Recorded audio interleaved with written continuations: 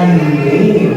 Tayo naman ay gagamit ng mata, tenga, at hindi ang ito. So mamaya dapat malalaman nyo kung ano yung pinaka-concept ng story. Kasi mamaya, mali mo, sa games ko mamaya, kailangan mo ito sila teacher. Okay mo ba?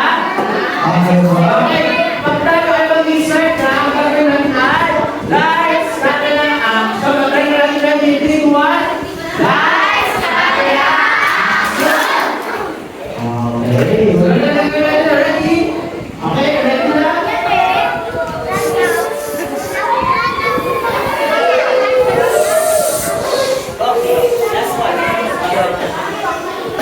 Magandang hapon mga bata.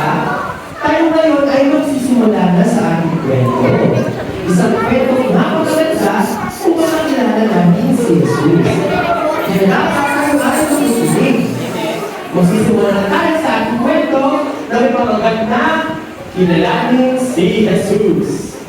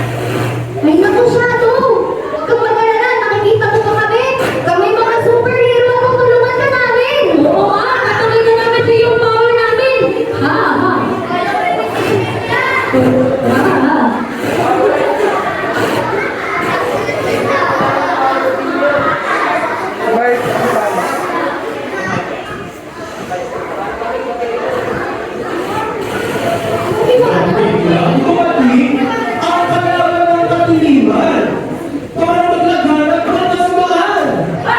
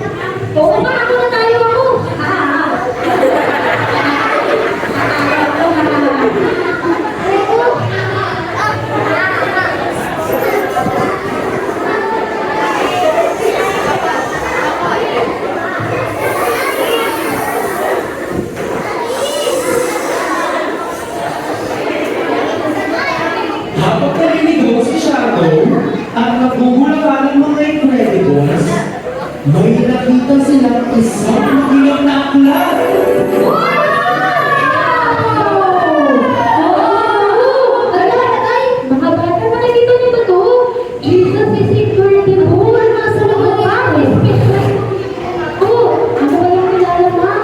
Binuksan nila ang libro at nang buksan niya ito, may nabasa silang isang verse.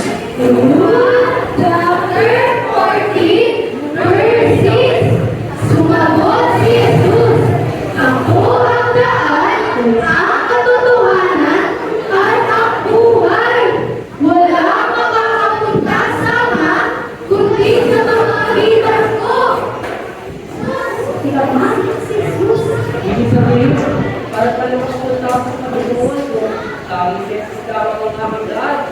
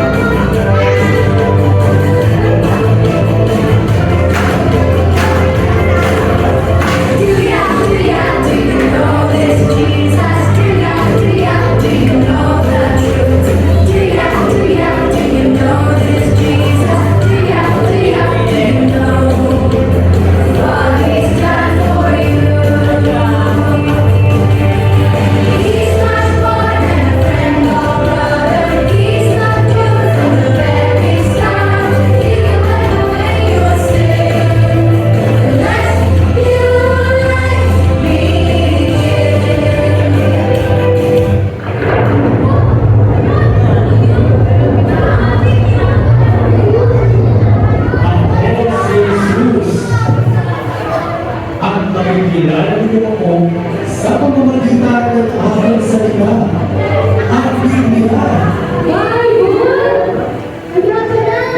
Para makilala natin si Jesus, kailangan natin mabasa ng Biblia. Tama ba? Ako ang ilaw ng sanlibutan. Ako si Jesus. Ikaw si Jesus! Oo, tandaan ninyo, hindi mahalaga ang mga bago sa inyo. Mas mahalaga pa rin na makilala ninyo ako. At habang nagsasalita si Jesus, natutuwa nila ang kahalagahan ng pagkilala sa Kanya. Mga bata, hindi sapat ang mga kakayahan natin kung hindi natin kilala si Jesus. Guys, narinig niyo ba yung sinabi niya? Ito na ang sasabihin ko mahalaga nating misyon. Ang makilala si Jesus! Tama! Paano natin siya makikilala? Para makilala siya, una, kailangan natin magbasa ng Bible. Magbasa ng Bible! Pangalawa, mag-pray tayo palagi. Mag-pray palagi! At pangatlo, makinig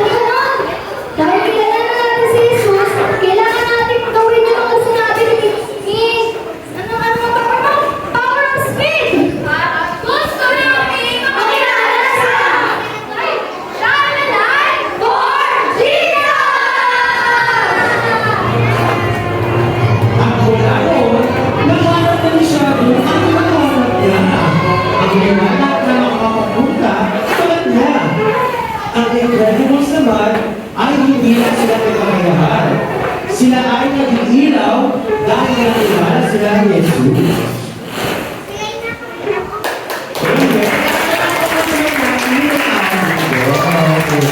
Okay, naisip ko yung story ng mga bata.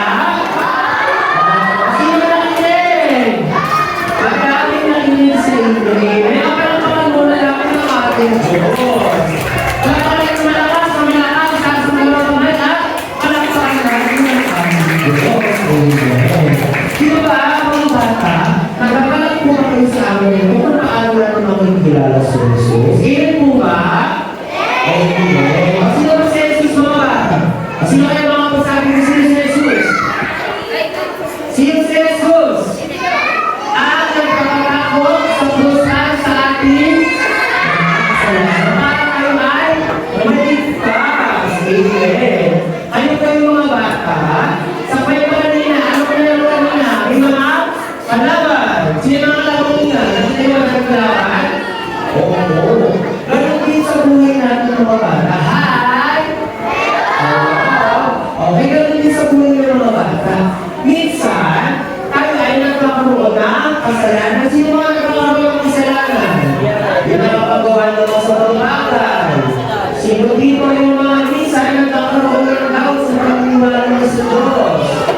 Sino yung mga nawawala ng pag-asa? Mga nagpanghinaan ng loob? Ang katulad sa ating kwento, kung tayo man ay nakakaranas sa mga bagay, huwag tayo patuloy ng akit at kilalanin ng ating Diyos. Amen. Mga bata, teacher pa po sa ako ng ating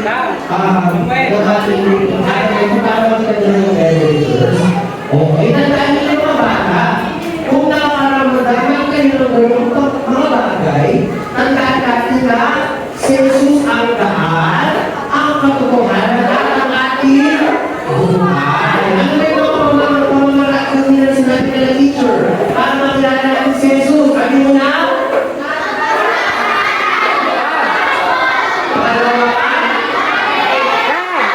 Pangatlo?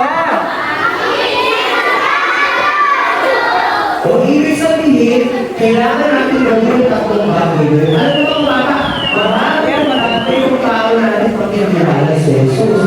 Pero yung tatlo na ito, ito yung mga bagay na nais ng Diyos na gawin natin. Okay, masayahan ng ating memory verse. Teacher, ating ito.